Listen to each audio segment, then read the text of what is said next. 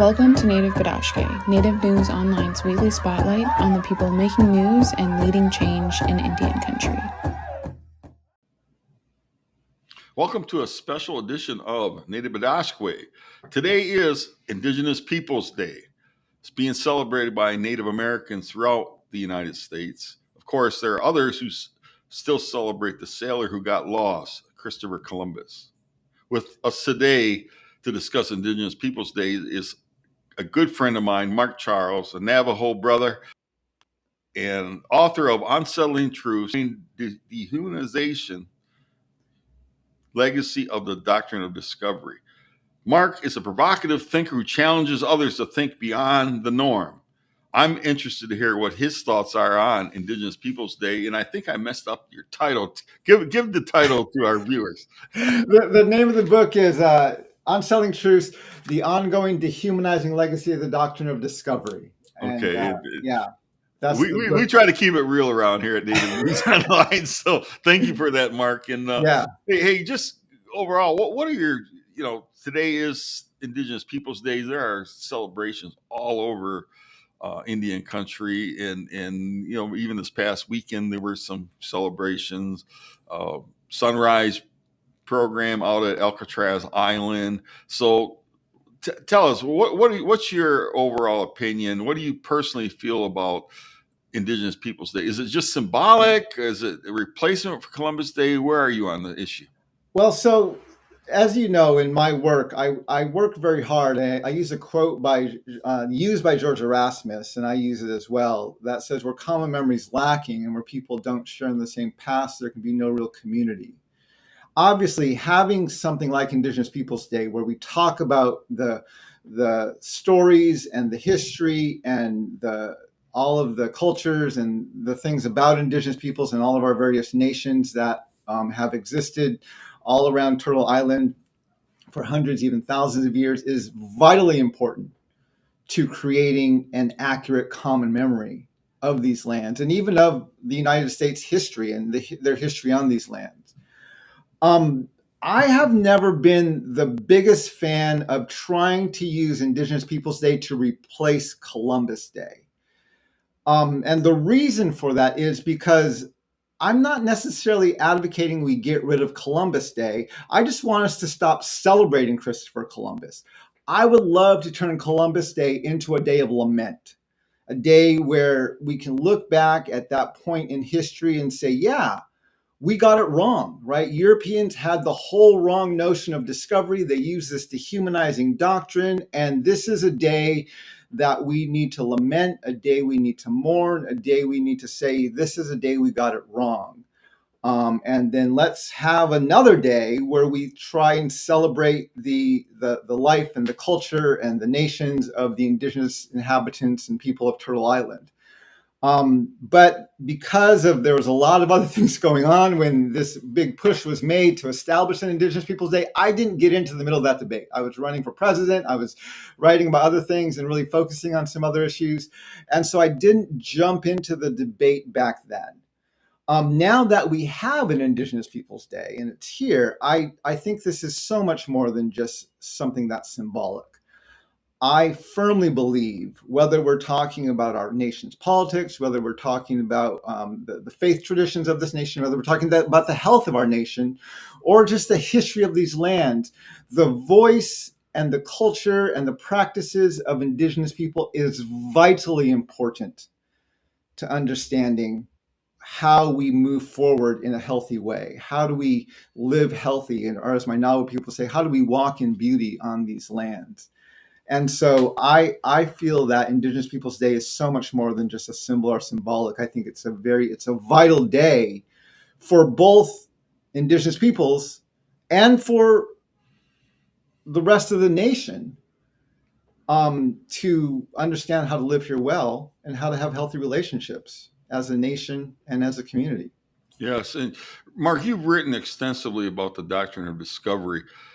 In what ways does the celebration of Columbus on Columbus Day perpetuate the legacy of the Doctrine of Discovery, and how does Indigenous Peoples Day challenge that narrative?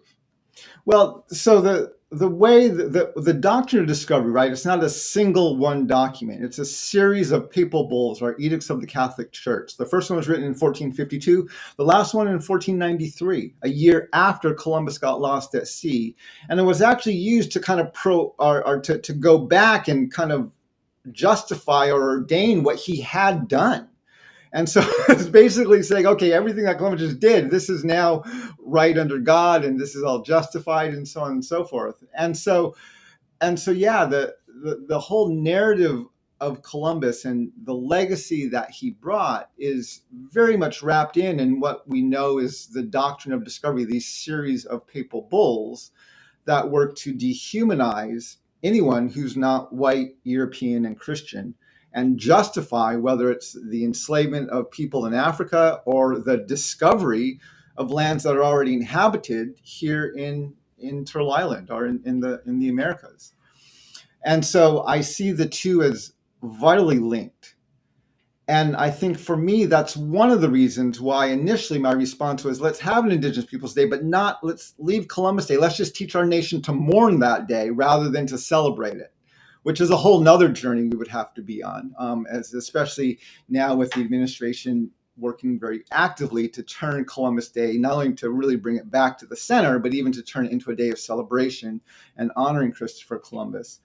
But yeah, I think by putting Indigenous Peoples Day on Columbus Day, it makes it difficult to know what to do. And one of the challenges we point out in our book on Settling Truth is there's so much history of these lands, of the United States of America, that needs to be mourned, needs to be lamented, needs to be dealt with.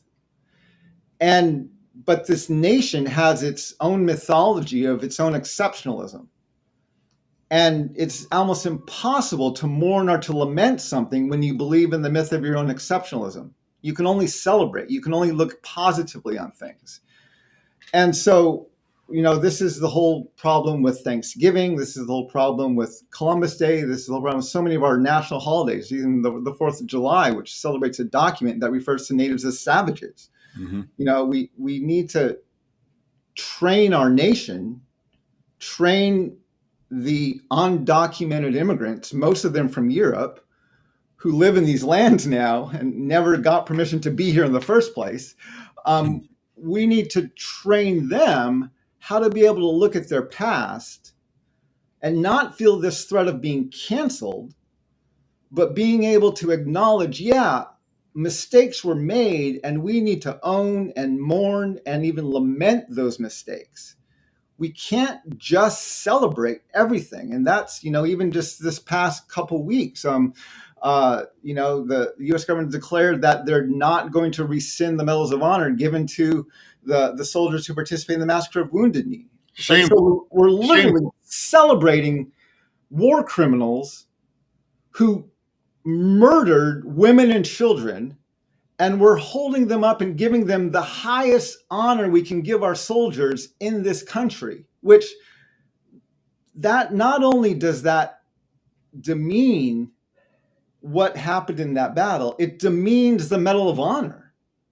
How can anyone who now has a Medal of Honor, whether they fought valiantly against the Nazis in World War II or were a part of the massacre at Wounded Knee, knowing that this medal represents war criminals?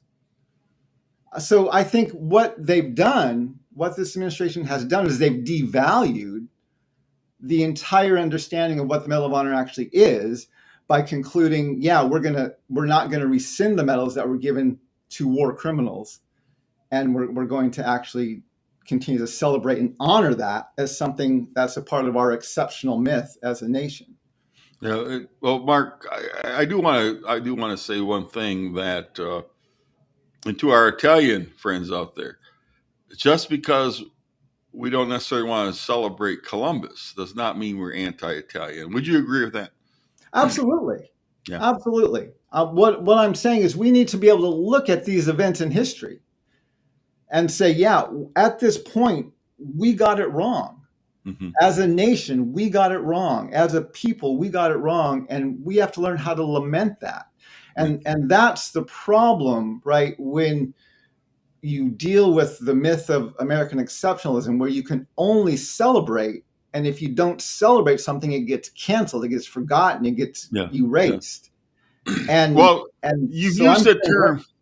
Let's not erase Columbus Day, but let's treat it in its proper perspective. Correct. And I apologize for interrupting, but you have used the word lament several times. Would you please explain to our viewers what you really mean by that? Because I know what the word means. I think they do, but what does Mark Charles mean when he says we should so lament? in the book that I co-authored, Unsettling Truths, my co-author, good friend of mine, Seung-Chan Ra, is a professor of theology. He was at North Park Seminary when we wrote the book in Chicago, and now he's a professor at Fuller Seminary in Southern California. And one of his other major books is called Prophetic Lament. And he describes lament in his book as, he compares it to going to a funeral dirge, where you don't go to a funeral dirge to celebrate or even to bring someone back to life. You go to a funeral dirge to mourn, to weep, to mourn the loss of the person who died. And so lament, best way I would describe it is, lament is allowing yourself to sit in what's broken. It's not confession, it's not repentance, it's not turning around. It's sitting in the depth of the brokenness to allow yourself to understand how broken something is. And then it's that understanding that can serve as motivation to learning how to fix it. So lament is an important part of turning around and making things right, but it's not actually the process of turning. It's not the process of making the changes yet. It's the process of sitting in that brokenness and allowing the depth of that brokenness to gain a deeper understanding for yourself of it, so that when you do turn around to make things right, or to make changes, or to make adjustments, you have the motivation because you understand how broken things are. I refer to it in the book to the experience of someone who has a house with a bad foundation, right? If your house has a bad foundation, you're going to have cracks in your walls and gaps in your windows and a creaky floor. And you can paint your walls, caulk your windows, and recarpet your floor as much as you want. But until you go into the basement and examine the foundation, you're never going to fix the house. Now, in that analogy, lament is the process of going into the basement to examine the foundation. You're not fixing it yet. You're not changing anything yet. You know there's a problem. You see the cracks in your walls. You see the gaps in your windows. You hear the creaking of the floor.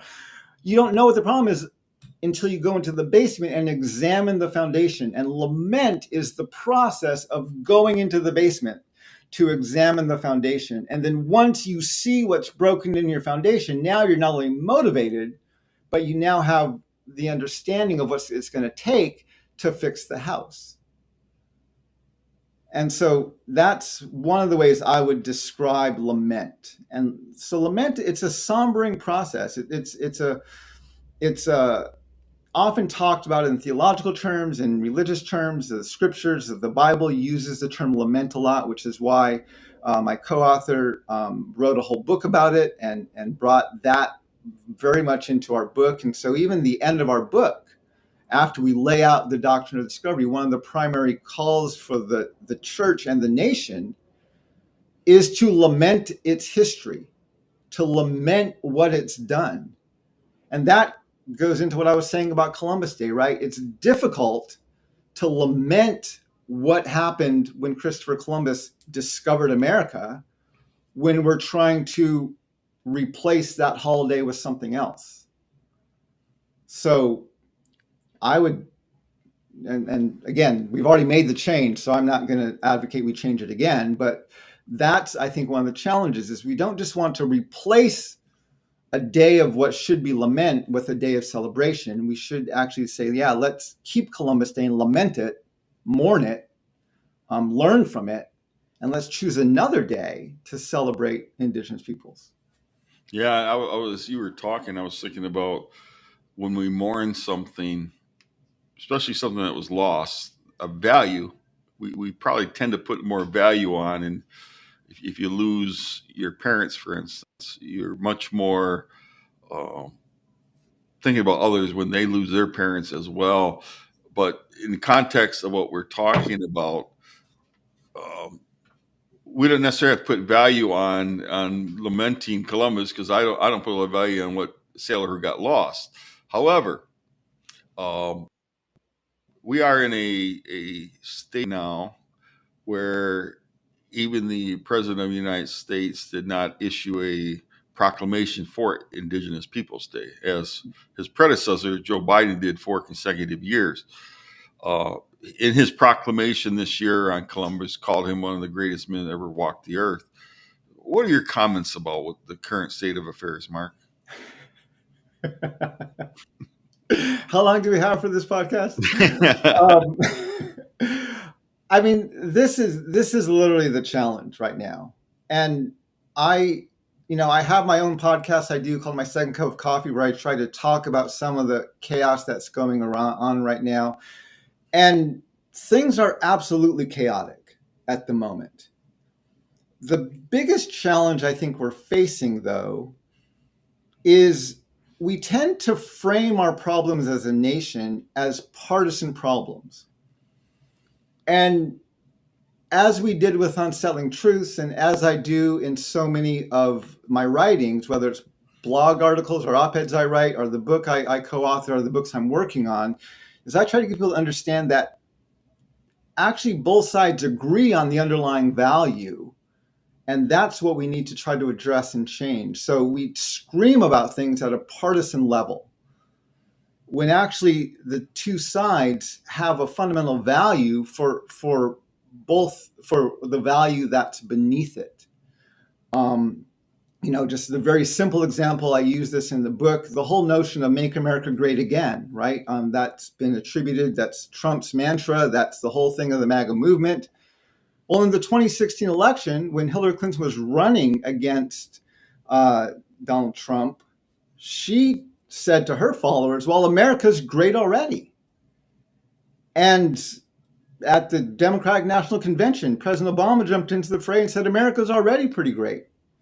Cory Booker jumped into the fray, and in his speech endorsing Hillary Clinton, he said, well, he acknowledged that the Declaration of Independence calls native savages. He acknowledged that the Constitution excludes women. He acknowledged the Three-Fifths Compromise towards African people.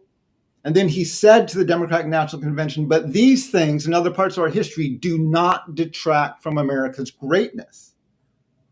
In the debates of the general election, Hillary Clinton expanded on her thoughts, and she said, not only is America great, but America is great because America is good. And Donald Trump turned, because he was, remember, pacing all over the floor, looked directly at her and said, I agree with her. I agree with everything she just said. So we were told the 2016 and the 2024 election were about racism versus anti-racism, sexism versus anti-sexism, right? But it wasn't. Both parties believe our past, our history, which included the enslavement of African people and the genocide and ethnic cleansing of Native peoples, both parties agreed our history, our foundations, our past were good, were great. They disagreed if we were great in 2016. The Democrats said no, and the Republicans said yes. And so I see so much of that going on, where the two sides are screaming at each other because they're using these debates as partisan tools to turn to dehumanize their opponents into enemies, and even worse. In fact, I did a set on my Second Cup of Coffee podcast a couple of weeks ago. I talked about the assassination of Charlie Kirk and the inability of our nation to respond to that, because it became such a partisan bickering point that we didn't actually know how to actually lament the fact that we are a nation that is actively engaged now in political violence. And we were so engaged in that battle that we didn't even notice that at almost the exact same moment that Charlie Kirk was shot, there was a horrific school shooting going on in Colorado that got almost no media attention, while it was, even though it happened the exact same time. And so again, this is the challenge we're facing as a nation, is we're screaming at each other, but we're not talking about the root of the problem is in the history, the foundations, and the shared values of the nation. Mm-hmm. And that's where I'm trying to point people to. This is the deeper discussions we need to have. This is the conversations we need to discuss. And we're not having those conversations because we're so busy screaming at each other. Yeah, and you know, one of the things as the publisher of Native News Online, I grapple with is how media responds to current events, issues, and across the country. I think that the mainstream media really contributes to some of the political violence and political rhetoric that is just so polarizing in this country. And so as a publisher of Native News Online, I grapple with that often. Yeah. In terms of presentation, what we should really be doing, what type of dialogues we can engage with so that we can really turn this thing around. And do you have any thoughts on that, Mark? Because I value your opinion, and I like I said, I grapple with it all the time. Yeah. So the thing that I try and do is, first of all, I work and I tell this to my listeners on my podcast as well. So often we're fed our news by our social media feeds, right? Mm-hmm. And by the algorithms that come up. And so most people who get their news that way live in a news bubble because the algorithm is giving them news. And I say we have to be much more proactive. We have to learn how to hunt our news rather than be fed it. So I actually have, for example, on my browser, I have a list of all of the major news websites that I use for news. At the top, I have the voices from the margins, like Native News Online and other places. I also have some of the news outlets that are more intentional to be less biased, mm-hmm. Such as AP and NPR and things like that. And then as the further I go down the list, the more I go into the biased news sources, you know, with Fox News and CNN being at the very bottom of that list. And so I know the further I'm going down the list, the more I'm getting into kind of the partisan territory. And, you know, the other challenge is that most news sources, even public news sources and national like ABC, NBC, CBS, lean to the left. Mm-hmm. Most news agencies lean to the left. This is one of the reasons why Fox News has such a big microphone, because they're one of the primary news sources for the entire right-leaning side of the nation. And this is why we talk so much about the Fox News bubble. Well, there is a Fox News bubble. Everyone knows that. But there's also a CNN, MSNBC, and a whole left-wing news bubble, which actually includes much of the mainstream media. And so what I work very hard to do is to tell people, rather than letting your news be fed to you by an algorithm, go to news websites and go to the websites of news from both sides of the aisle, right? Check what both sides are saying about things. If you're shown a quote by someone that was inflammatory, if you're shown a speech by someone that was off the walls, don't take their word for it. Go and read it, right? Go and I've watched more of the president's speeches over the last 8 years on C-SPAN than anywhere else, because I'm like, okay, someone told me they said this, either in an article or they emailed me or I heard it in a news story, and I want to see that being said in the actual speech. So I'll go back and watch C-SPAN and actually find where it was spoken and how it was said and how it was portrayed in the speech, and I'll make my own decision about it, right? When I watch news events like political debates and so on, I watch the debate and then turn my TV off, because after that, it's all the partisan bickering telling us what to think about what everyone said. Yeah. And so I work very hard to encourage people that we need to learn about these stories ourselves. We need to read about them from different perspectives And we need to not be told what to think about them, but to find a way to come to our own conclusions about what's going on and what's happening. Yeah, that's pretty much a line when I go to college campuses and elsewhere. I tell people, if you don't get anything else out of what I've said today, be a critical thinker. And then I describe what that means. Go beyond headlines, go beyond what your family's told you, or maybe you've heard elsewhere at school or social clubs, whatever, social media. Really be critical thinkers, because I think that's what's really lacking in America today. And people get their news different ways. Various generations get their news differently. But as I said earlier, we at Native News, I as the publisher editor, I really grapple. I want to present it in such a way that people really do think about it and be really thought provocative to the point where um, they are critical thinkers, and just don't listen to everything you hear, because what Radio Maddows tell you is just not necessarily true. And I think the University of Michigan did some studies that so much of what people believe is not even true, because there's so much false narratives being placed out there.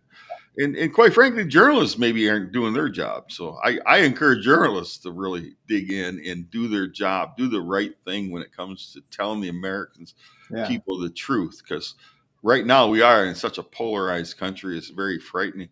Hey, Mark, we only have like about 4 minutes left, but I do want to get into how our non-native relatives, our allies, can really support Indigenous Peoples Day. What should they do without just trivializing it to the point, well, okay, we got to go with Indigenous people because that's what the Native Americans are doing. But how can they really embrace Indigenous Peoples Day and make it meaningful for everybody? One of the things I encourage most people to do, especially when I talk to majority culture audiences, is so much about the Native world is around relationships, and so people say, well, should we do a land acknowledgement, or should I said, do you have a relationship with the people whose land you're living on, right? And so for Indigenous Peoples Day, I would say this is a great opportunity, because there's going to be the Native nations, and wherever you live around the country, who will be hosting celebrations and hosting educational events and hosting different things. This is a great way to begin to build those relationships by going to those events, listening to what's being presented, watch the dances, participate in the things that are going on, and don't just use it as a way to, that was a one good educational day, but use it as a way to begin the process of forming a relationship with the Native community in your area and the people whose land you're living on. And so you do that primarily by going back. Right. So don't just go once. So we went last year. Go every year, and then find out when their powwows are, and go to their powwows, and then find out, if they have a casino, they usually have a museum somewhere. Find out where that is, and meet the curators of the museum, and learn. Just use these things as a way to begin the process of building a relationship with the Native community that you live around, and then allow that relationship to be your guide in how you participate in these types of events. And so I'm always encouraging people to use things like this as an avenue to begin the process of building the relationship. Because without relationship, that's so central to our identity as Native peoples, is our communal relationships, the things we do as a community, and the things we make open to the public and allow people to come into and be a part of. And I often tell people, if I go around the room of a majority culture people and ask them to introduce themselves, they'll tell me their degrees and their job titles. And if you go around a room of Native peoples and say, introduce yourself, they'll tell you who they're related to. This is my family. These are my clans. These are my relatives. These are my relationships. And it just centers how the two cultures identify. And so for the majority culture who identifies through their occupations, their jobs, and their degrees, I say you're dealing with a culture, with a people who identify through our relationships. And so if you want to fully enter into that and even understand it more, you have to find a way to enter into those relationships and use Indigenous Peoples Day by not just going once, but going back as a way to begin investing in those relationships. Chimigochi and Mark Charles. We've been talking with Mark Charles, and he always brings a wealth of wisdom with him, and we need to bring him back to Native Bidaské more often. Happy Indigenous Peoples Day, Mark. And to our viewers, Chimigochi for tuning into the special edition. We've been talking about Indigenous Peoples Day. However you celebrate it, make sure you include your elders, and elders include those young ones, because we're all in this together. We'll see you this coming Friday with another edition of Native Bidaské. Thank you for joining us. If you value our warrior journalism for Indian country, please consider supporting our work by scanning the QR code or visiting the link below. Please subscribe to our YouTube channel, follow us on social media, and sign up for our free daily newsletter. Chimiigwech.